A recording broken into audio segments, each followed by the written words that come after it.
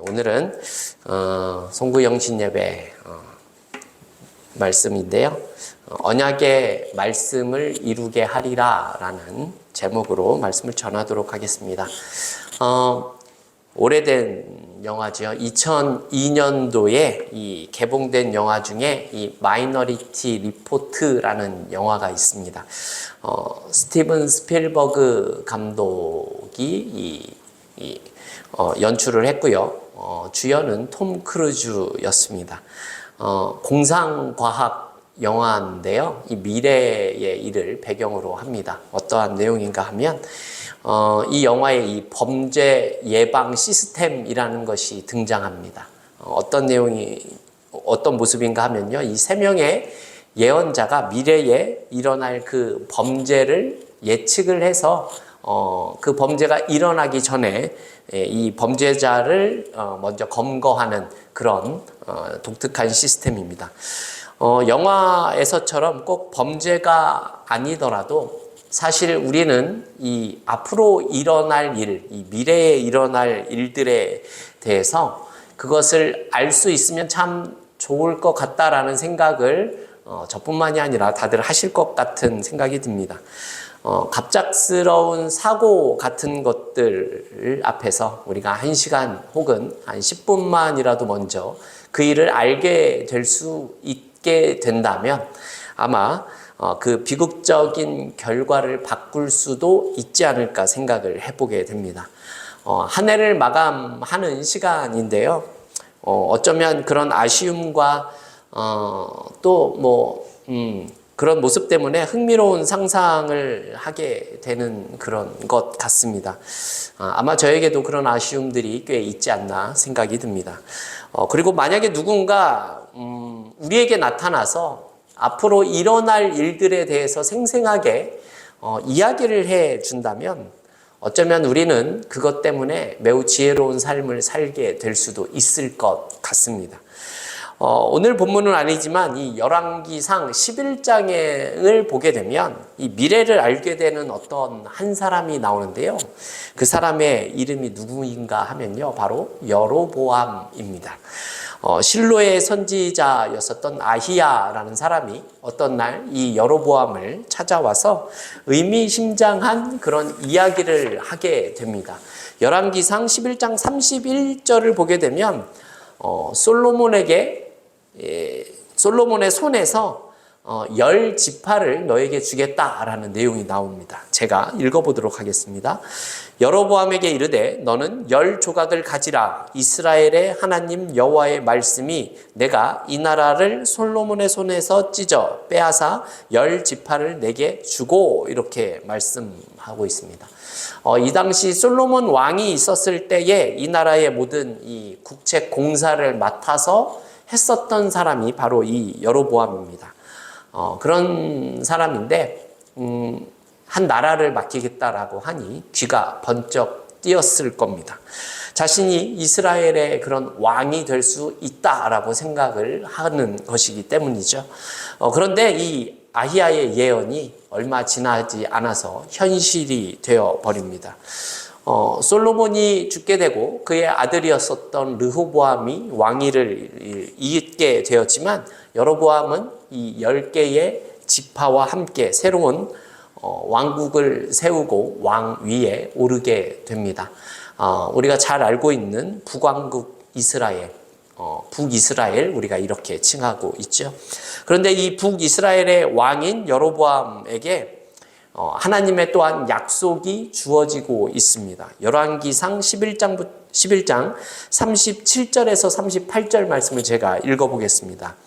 내가 너를 취하리니 너는 내 마음에 원하는 대로 다스려 이스라엘 위에 왕이 되되 내가 만일 내가 명령한 모든 일에 순종하고 내 길로 행하며 내 눈에 합당한 일을 하며 내 종 다윗의 행함같이 내 율례와 명령을 지키면 내가 너와 함께 있어 내가 다윗을 위하여 세운 것 같이 너를 위하여 견고한 집을 세우고 이스라엘을 내게 주리라 이렇게 말씀합니다. 이 말씀을 보게 되면 하나님께서는 이 여로보암이 자신의 말씀을 잘 듣고 그렇게 행하게 되면 이스라엘이라는 이 나라를 다윗과 같이 그렇게 만들어주겠다라고 약속을 하는 그런 내용입니다. 앞서 말씀드렸지만 이 아히야가 예언한 것과 이어지는 내용이지요. 하나님이 여로보암을 세우셨습니다. 다윗의 그런 약속처럼 그 명령에 순종하고 율례를 지키기만 한다면 다윗의 그 왕조와 같이 이 여로보암의 왕조를 견고하게 해주겠다라는 약속입니다. 그런데 이 여로보암이 이 약속을 저버리게 되죠. 그리고 어처구니 없는 행동을 벌이게 됩니다. 이 당시에 이 예루살렘은 남왕국 유다에 있었습니다. 지리적으로요. 그래서 북왕국 백성들이 이 남왕국 유다에 있는 이 예루살렘으로 제사를 드리러 가는 겁니다. 그런데 그게 마음에 들지 않았는지 제사를 드리러 가지 못하도록 하기 위해서 베델과 단이라는 곳에 산당을 세우는 겁니다. 그리고 사람들을 그곳에서 이제 제사를 드리게 하게 만들었고 자격이 없는 사람을 그곳에 제사장으로 세우게 됩니다. 그때 또 한 명의 선지자가 여로보암을 찾아오게 되죠. 그리고 여로보암에게 이러한 예언의 모습을 들려주게 됩니다. 열왕기상 13장 2절을 제가 읽겠습니다. 하나님의 사람이 제단을 향하여 여호와의 말씀으로 외쳐 이르되 제단아 제단아 여호와께서 이와 같이 말씀하시기를 다윗의 집에 요시야라 이름하는 아들을 낳으리니 그가 내 위에 분향하는 산당 제사장을 내 위에서 제물로 바칠 것이요 또 사람의 뼈를 내 위에서 사르리라 하셨느니라 하고 이렇게 말씀하는 내용입니다. 아히야가 예언한 것처럼 왕이 될 것이다 라는 내용과는 아주 다른 성격의 내용입니다. 요시야라는 사람이 태어나게 되는데 이 요시야라는 사람이 태어나서 하는 일이 여로보암이 세운 그 제단에서 사람의 뼈를 불사르겠다라는 그러한 내용이 보여지고 있다는 겁니다. 여러분이 만약 이러한 유쾌하지 않은 그런 소식을 예언을 들었다면 어떻게 하시겠습니까? 여러분 여로보암이 어떻게 행동을 했겠습니까? 아마도 보통의 사람이라면 제가 어떻게 하면 이런 불길한 예언을 피할 수 있겠습니까? 이렇게 물어보는 사람이 많았을 것 같습니다. 그런데 여로보암이 그렇게 하지 않았죠. 선지자의 예언을 통해서 왕 위에 올랐었던 여로보암입니다. 아마 좋은 소리는 듣기 좋아서 잘 들었던 것 같은데요. 불길한 예언이라서 자신의 눈과 귀를 닫아버린 것은 아닌가 생각이 듭니다. 그로부터 300년이라는 꽤 긴 시간이 흐릅니다. 그 사이에 여로보암이 다스리던 북왕국이 아수르라는 제국의 멸망을 당하게 됩니다. 남왕국 유다는 이 므낫세라는 왕이 등장을 해서 무려 55년 동안 이스라엘을 다스립니다. 우리가 잘 알고 있는 므낫세이죠. 성경에서 가장 악한 왕으로 불리우는 자입니다. 그런 그가 죽고 그의 아들인 아몬이 왕 위에 오르게 됩니다. 그런데 이 아몬이라는 사람도 아버지 므낫세와 크게 다를 바가 없는 악행을 저지르며 삽니다. 온갖 악행을 일삼다가 불과 한 2년 만에 자신의 부하에게 암살을 당하게 됩니다. 남유다의 미래가 한없이 암울해 보이는 다윗의 왕조가 암울해 보이는 그런 상황입니다. 이러한 때인데 이 남유다에서 앞서 말씀을 드렸던 요시야가 태어나는 겁니다. 성경은 요시야가 왕위에 올랐을 때에 그의 나이가 8살이었다라고 기록을 합니다.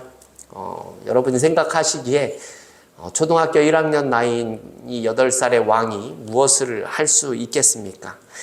57년 동안 이 죄악과 우상 숭배에 찌들어 있었던 이 유다의 왕국을 그 악행을 바로잡기에 왕이 너무나 어린 나이입니다. 그런데 젊었었던 요시야의 행동은 그의 할아버지 므낫세 그리고 또 그의 아버지였던 아몬과는 아주 다른 모습을 보여줍니다. 열왕기하 22장 2절 말씀을 제가 읽겠습니다. 요시야가 여호와 보시기에 정직히 행하여 그의 조상 다윗의 모든 길로 행하고 좌우로 치우치지 아니하였더라, 이렇게 말씀합니다. 역대하 34장 3절에서는 더 놀라운 내용을 확인할 수 있습니다. 아직도 어렸을 때 곧 왕위에 있은 지 8년에 그의 조상 다윗의 하나님을 비로소 찾고 제12년에 유다와 예루살렘을 비로소 정결케 하여 그 산당들과 아세라 목상들과 아로 새긴 우상들과 부어 만든 우상들을 제거하여 버리매, 이렇게 말씀합니다. 무슨 말입니까? 왕위에 오른 지 8년이 지났습니다. 그럼 16살이 되었죠. 그 나이에 하나님을 찾았다라고 합니다. 그리고 그의 나이 20살이 되었을 때에 이 예루살렘에 이 아버지와 할아버지가 만들어 놨었던 그 많은 우상들, 그리고 이 산당들을 제거했다라고 지금 성경이 말씀하고 있습니다.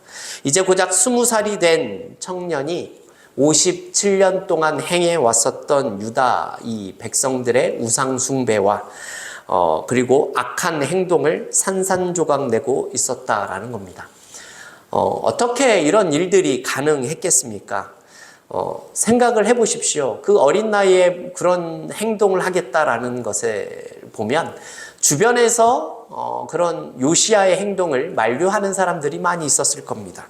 지난 50년 동안 편안히 배부르게 살며 자기 원하는 대로 마음껏 했었던 사람들의 반대가 매우 심했을 것입니다. 그러나 이 20살의 왕이 이 거침없는 행보를 보이게 되죠. 요시야 왕은요, 유다를 이전과는 완전히 다른 나라로 이렇게 바꾸어가는 모습을 보여줍니다. 어떻게 이렇게 가능합니까? 그 동력을 살펴볼 수 있는 건요, 요시야 왕이 26살이 되던 해에 대대적으로 성전을 수리를 하는 모습이 시작이 되었습니다. 그런데 성전 깊은 곳에서 율법책, 또 언약책이라고도 번역이 되죠. 그것을 발견하게 됩니다. 그 율법의 말씀을 듣고 비통한 심정으로 옷을 찢었었던 이런 요시야가 그 약속들을 해석하기 위해서 자신이 가장 신뢰하는 선지자들을 찾게 됩니다. 8살의 왕위에 오른 요시야입니다. 어린 왕이 할아버지 므낫세와 아버지 아몬과는 다르게 다윗의 모든 길로 행할 수 있었던 이유가 어디에 있는 것입니까? 하나님의 백성이 어디에 있어야 하는지를 외쳤었던 이런 선지자들의 목소리에 귀를 기울이고 있었다라는 겁니다. 로안 윌리엄스라는 사람이 있는데요. 이 사람이 예언자에 대해서 이렇게 이야기를 합니다. 예언자는요, 공동체가 부름받은 본래의 모습이 되도록 늘 도전하는 임무를 받는 사람이다, 이렇게 이야기를 합니다. 선지자, 예언자가라는 사람이 하는 일들이 하나님의 말씀대로 살아가지 못하는 자들의 타락한 그 모습에서 벗어나서 본래의 모습이 되도록 도전하는 임무를 받은 사람들이다, 이렇게 얘기를 했다는 겁니다. 예언자라고 하면 단순히 미래의 일들을 말하는 것으로 우리가 생각할 수 있지만 단순히 그것을 말하는 것에서 그치는 것이 아니라 이 백성들을 원래의 자리로, 하나님의 백성의 자리로 돌려놓는 것에 목적이 있다는 겁니다. 이스라엘 백성들이 원래 있어야 할 그 자리에 하나님과 맺었던 처음 약속의 자리로 돌아가서 하야 함을 선지자들을 통해서 이 요시야가 이미 알고 있었다라는 겁니다. 열왕기하 22장에 선지자인 훌다가 나옵니다. 지난 20년 동안 그 자리가 어디인지를 이 요시야 왕에게 알려주었었던 사람이죠. 요시야 왕과 동시대를 살았었던 사람이 오늘 오전에 설교를 했지만 이 예레미야 선지자가 있습니다. 예레미야도 역시 이 야곱의 집과 이스라엘의 이 집이 모든 백성이 돌아와야 할 자리가 어디인지를 외쳤었던 그런 선지자이지요. 요시야 왕이 이 여선지자였었던 훌다의 입을 통해 전해진 하나님의 약속을 확인한 후에 이제 이스라엘 백성을 한 곳에 모으게 됩니다. 장로와 제사장과 선지자들 뿐만이 아니라 어른부터 아이까지 온 백성을 성전 안에 다 모으게 됩니다. 그리고 그들에게 하나님의 약속인 율법책, 즉 이 발견한 언약책을 모든 말씀 백성들에게 들려주게 됩니다. 우리 오늘 본문 2절 말씀인데 우리 같이 한번 읽어보겠습니다. 2절입니다. 이에 왕이 여호와의 성전에 올라가매 유다 모든 사람과 예루살렘 주민과 제사장들과 선지자들과 모든 백성이 노소를 막론하고 다 왕과 함께한지라. 왕이 여호와의 성전 안에서 발견한 언약책의 모든 말씀을 읽어 무리의 귀에 들리고, 이렇게 말씀합니다. 한 선지자가 여로보암을 찾아와서 요시야가 태어나 그 제단에서 사람을 불사르게 될 것이다 라고 했던 말씀을 기억하십니까? 그 후로부터 300년이 지나자 지금 요시야의 이 모습을 그 선지자는 어쩌면 미리 보고 있었을지도 모르겠습니다. 이스라엘의 왕좌에 올라서 한참 기세등등했었던 이 여로보암 앞에서 마치 찬물을 끼얹은 듯한 예언을 펼쳤었지요. 그리고 300년 전 선지자의 예언이 지금 남김없이 이루어지는 모습을 볼 수 있습니다. 열왕기상 2장 16절 말씀을 제가 읽어보겠습니다. 요시야가 몸을 돌이켜 산에 있는 무덤들을 보고 보내어 그 무덤에서 해골을 가져다가 제단 위에서 불살라 그 제단을 더럽게 하니라. 이 일을 하나님의 사람이 전하였더니 그 전한 여호와의 말씀대로 되었더라. 이렇게 말씀합니다. 성도 여러분, 이렇듯 하나님의 약속은 틀림없이 이루어지고 있다라는 사실을 성경이 오늘 우리에게 말씀해 주고 있습니다. 300년이라는 꽤 긴 시간이 흐르게 되었지만 결국 그 약속이 지켜지고 있다라는 겁니다. 왜냐하면 1000년이 하루 같고 1000년을 하루처럼 지내실 수도 있고 하루를 1000년처럼 지내실 수 있는 분이 하나님이시기 때문에 그렇습니다. 그 신실하신 하나님께서 자신의 뜻을 어떻게든 이루시는 분이시기 때문입니다. 시내산에서 모세와 언약을 맺으셨던 신실하신 하나님이 동일하십니다. 오늘 요시야와 함께 하시면서 또한 그 언약을 이루시는 신실하신 하나님이시다라는 사실을 알 수 있다라는 겁니다. 여러분, 이것뿐만이 아니라 우리가 지난 이 한 해를 동안에 우리를 살피시고 우리의 가정을 살피시고 우리가 선 자리를 바라보셨던 그 하나님이 신실하시고 동일하신 똑같은 하나님이시다라는 겁니다. 무슨 말씀을 드리고자 하는 이야기인가 하면요, 신실하신 하나님께서 약속하신 그것을 반드시 지킬 것이다 라고 말씀하셨기 때문에 그 약속이 과거의 약속이 아니라 현재와 미래가 될 수 있다라는 겁니다. 까마득한 미래의 어떤 날도 우리가 살아가다 보면 우리의 생생한 현재가 될 수 있다라는 겁니다. 그래서 요시야 왕이 이스라엘 모든 백성을 본문의 1절 말씀처럼 성전에 모이게 만드는 겁니다. 왜냐하면 이곳이 약속의 장소이기 때문입니다. 그래서 이곳이 하나님의 약속을 새롭게 할 수 있는 장소로서 요시야가 선택하고 백성들을 불러 모은 겁니다. 그리고 요시야가 이렇게 외칩니다. 우리 3절 말씀도 한 목소리로 읽어보겠습니다. 왕이 단 위에 서서 여호와 앞에서 언약을 세우되 마음을 다하고 뜻을 다하여 여호와께 순종하고 그의 계명과 법도와 율례를 지켜 이 책에 기록된 이 언약의 말씀을 이루게 하리라 하매 백성이 다 그 언약을 따르기로 하니라. 아멘. 하나님의 말씀에 순종하는 자들은 하나님의 약속이 이루어질 것이다 라는 내용입니다. 그리고 이 요시야의 말을 들은 이스라엘의 백성들은, 이 유다 백성들은 그 언약을 따르기로 했다 이렇게 말씀하고 있습니다. 사실 이 약속은 여로보암에게도 주어졌었던 약속이고요, 하나님을 믿는 모든 사람에게 주어진 약속입니다. 성경은 분명히 하나님의 약속을 지키는 자들과 그렇지 못하는 자들에 대해서 확실한 결과가 있다라는 사실을 우리에게 보여줍니다. 우리가 잘 알듯이 아담이 하나님과의 그 약속을 지켰더라면 영생을 얻었겠지만 그렇지 못했기 때문에 인류에게 영원한 형벌이 주어지게 되었습니다. 사실 이러한 내용은 성경 어느 곳이나 나와 있는 내용이지요. 우리가 잘 아는 신명기 28장에서도 그런 내용이 있습니다. 우리가 잘 알고 있는 말씀이죠. 대표적으로 말씀드리자면 그 내용을 보게 되면 나갈 때도 복이 있고 들어올 때도 복을 받을 것이다 라는 내용이 나옵니다. 성읍에서도 복을 받고 들에서도 복을 받고 아무 때나 복을 받을 수 있다라고 얘기를 하지요. 심지어 내 광주리와 떡반죽 그릇까지도 복을 받을 것이다 라고 약속을 합니다. 그런데 정작 언약의 당사자였던 이 백성들은 이 하나님의 약속을 새카맣게 잊어버리고 맙니다.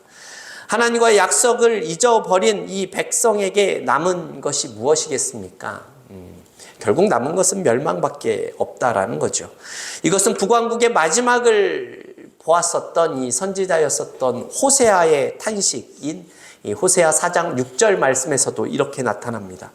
내 백성이 지식이 없음으로 망하는도다. 내가 지식을 버렸으니 나도 너를 버려 내 제사장이 되지 못하게 할 것이요. 내가 내 하나님의 율법을 잊었으니 나도 내 자녀들을 잊어버리리라. 이렇게 말씀합니다. 올해의 마지막 시간에 우리 여러분들에게 좋지 않은 말을 하기 위해서 이 자리에서 이런 말을 드리는 것이 아닙니다. 하나님과의 약속을 잊어버린 자들에게는 결국 밝은 미래가 있을 수 없기 때문에 그렇습니다. 올해 그렇게 살지 못한 부분이 있었다면 여러분 우리의 내년은 좀 달라야 하지 않겠습니까? 요시야 왕이 서기관인 이 사반의 손에 들려온 이 율법책, 이 언약책을 읽고 옷을 찢으며 통곡을 했었던 이유가 여기에 있는 겁니다. 요시야는 아마 이렇게 생각을 했었을 겁니다. 피할 수 있었겠구나. 우리의 조상들이 이 약속을 믿고 지키기만 했더라면 우리가 당하는 이 저주의 사슬에서 우리가 벗어날 수 있었겠구나라는 사실을 깨달은 겁니다. 너무나도 선명한 이 약속의 말씀, 하나님의 약속 앞에서 아마 요시야는 옷을 찢고 눈물을 쏟을 수밖에 없었을 겁니다. 약속을 망각한 이 백성들, 이 약속을 지키지 못한 자들에게 남은 것이 결국은 하나님 앞에서 받을 수 있는 것은 형벌밖에 없다라는 겁니다. 사랑하는 우리 성도 여러분, 오늘 우리는 송구 영신 예배로 이 자리에 서서 예배를 드립니다. 그러나 단순히 한 해를 마무리하고 새롭게 한 해를 출발하려고 이 자리에 모인 것은 아닙니다. 사실 이런 것은 이 세상 어디에도 지금 일어나고 있기 때문에 그렇죠. 지금 종로를 가보십시오. 이 보신각에 타종하는 소리를 보고 듣기 위해서 많은 사람들이 거리를 메우고 있을 겁니다. 우리가 익히들어 알고 있는 이 미국의 뉴욕 이 타임스퀘어를 가득 채운 사람들도 지금 이 시간 새해를 맞이하고 싶어서 기다리고 있다라는 겁니다. 우리가 마음만 먹으면 어디서든 누구나 할 수 있는 일이죠. 그러나 여러분 우리나라에 이 믿음의 선배들이 100년이 넘도록 해마다 이날에 송구영신 예배로 모인 이유가 무엇이겠습니까? 이것은 단순히 옛것을 흘려보내고 새것을 맞이하는 시간으로만 생각하지 않았기 때문에 그렇습니다. 오히려 지난 1년 동안 우리를 눈동자처럼 살피시고 지켰던 하나님의 그 약속을 우리가 기억하는 시간이기 때문에 그렇습니다. 더불어 새로운 한 해에도 틀림없이 우리와 함께 하실 그 하나님과 새롭게 약속을 맺는 시간이기 때문에 그렇다는 겁니다. 이 일을 오직 교회를 통해서 이 하나님의 오랜 약속을 새롭게 갱신하는 날이 오늘과 같은 날이기 때문입니다. 또 오직 교회를 통해서 하나님이 반드시 이루실 미래의 약속을 갱신하는 것 또한 이 새 언약의 날로서 오늘이 기억되었었던 겁니다. 여러분, 그런 의미에서 올 한 해 동안 최선을 다해 달려오셨을 우리 성도님들과 이 자리에 함께 모여 이 송구 영신 예배를 드리는 것이 여러분 얼마나 놀랍고 귀한 일이겠습니까?